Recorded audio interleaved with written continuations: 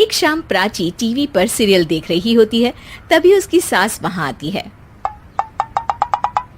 अरे सीरियल में तो ऐसे मग्न है जैसे आज रात का खाना पड़ोसी आकर बनाएंगे। मुझे पता ही नहीं था आपने अपने बेटे की शादी पड़ोस में भी की हुई है। हैं? मतलब?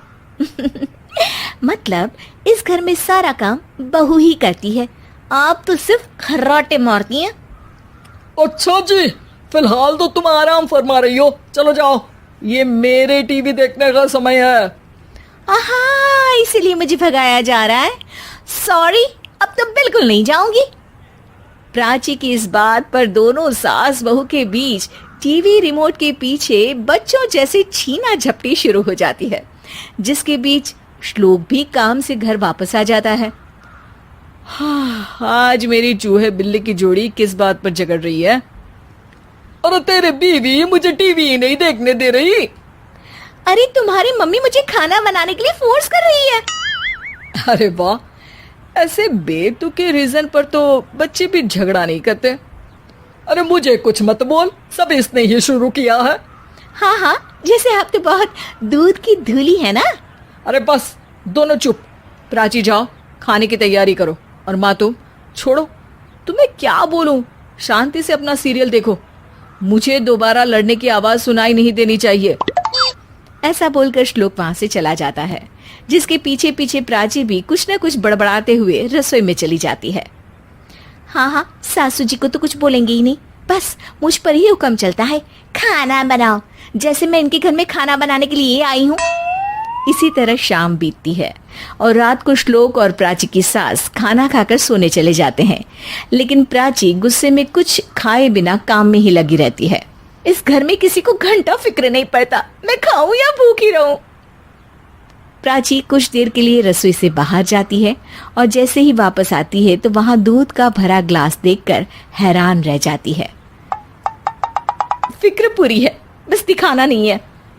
प्राची दूध पीकर सोने चली जाती है और अगली सुबह एक बार फिर सास बहू का कार्टून नेटवर्क स्टार्ट हो जाता है। ये तुमने ही किया है।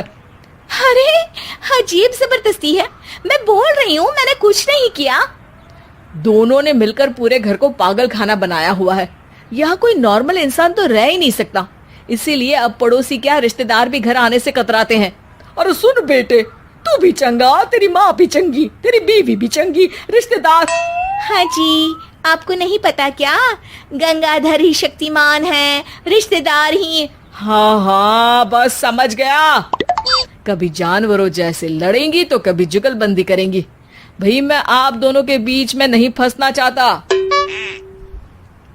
सास बहू की इस मनमौजी जोड़ी से परेशान होकर श्लोक अपना सिर खुजलाता वहां से चला जाता है।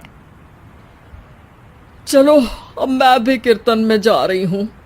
इस पर जैसे ही सास कमरे में अपना पर्स लेने जाती है तो वहां नाश्ते की प्लेट रखी देख मुस्कुराने लगती है और नाश्ता करके घर से बाहर निकलते हुए कुछ पैसे टेबल पर रख जाती है, जिसके कुछ देर बाद सिलेंडर वाला घर आता है। ओ मोरी मैया, मैं सिलेंडर के बारे में तो बिल्कुल भूल ही गई थी। घर खर्च के सारे पैसे भी मम्मी के पास है और श्लोक से बोला तो उल्टा 4 बात सुनाएंगे। प्राची ये सोच ही रही होती है कि अचानक उसका चेहरा चमक उठता है और वो घर में आकर इधर उधर देखने लगती है। तभी उसकी नजर टेबल पर रखे पैसों पर पड़ती है, जिन्हें वो सिलेंडर वाले को दे देती है। ये सब श्लोक देख लेता है। अच्छा बेटे, इतना बड़ा घोटाला, सबके सामने मैं तेरी दुश्मन और पीठ पीछे तेरी मेरी यारी। इस पर श्लोक एक प्लान बनाता है और शाम को सब एक साथ बैठे होने पर बोलने लगता है। माँ, तुम दोनों की बहुत लड़ाई होती है, इसलिए मैं सोच रहा हूँ कि प्राची को उसके घर छोड़ाऊं, इससे वो भी खुश रहेगी और तुम भी। अचानक श्लोक की ये बात सुनकर सास बहू शौक से उसकी तरफ देखती हैं। अरे ऐसे कैसे घर छोड़ाओगे, मुझे कहीं नहीं जाना। अरे तुमने बोला नहीं पर मैंने सुन लिया, तुम्हें मम्मी के साथ रहना अच्छा नहीं लगता, मुझे पता है। अरे वाह, अरे जब बहू खुद कुछ काम बोले तो वो तुझे सुनता नहीं, और अब जो इसने बोला ही नहीं वो तू समझ गया।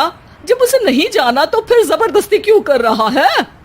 अच्छा, फिर आपको मौसी के घर छोड़ाता हूँ, बस अब आप दोनों एक घर में एक छत के नीचे नहीं रह सकती।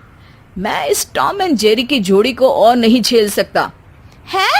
ऐसे कैसे नहीं रह सकते? तुम्हें इतनी दिक्कत है तो तुम्हारा बोरिया बिस्तर पैक कर देती हूँ, लेकिन मम्मी जी कहीं नहीं जाएंगी। बिल्कुल यही सुनना था मुझे। अगर दोनों में इतना ही प्यार है फिर हर वक्त ये लड़ाई का नाटक क्यों करती हो? देखा मैंने कैसे माँ किचन में दूध रखती है और तुम उनके लिए कमरे में नाश्ता रखती हो, और कैसे वो पहले ही तुम्हारी दिक्कत समझकर घर में पैसे रखकर बाहर जाती है। अरे भाई, इतना ड्रामा तो डेली सोप में भी नहीं होता जितना तुम दोनों ने इस घर में फैलाया हुआ है। तू हमें टॉम एंड जेरी बोलता है ना, तो याद कर वो दोनों भी एक दूसरे को बाहर वालों की बुरी नजर से बचाने के लिए हमेशा सबके सामने लड़ते थे, लेकिन अकेले में दिक्कत के समय मदद भी तो करते थे। बस हमारा रिश्ता भी कुछ ऐसा ही है। और वैसे भी अगर सास बहू में तू मैं नहीं होती तो दुनिया वालों को कहानियां कैसे मिलेंगी?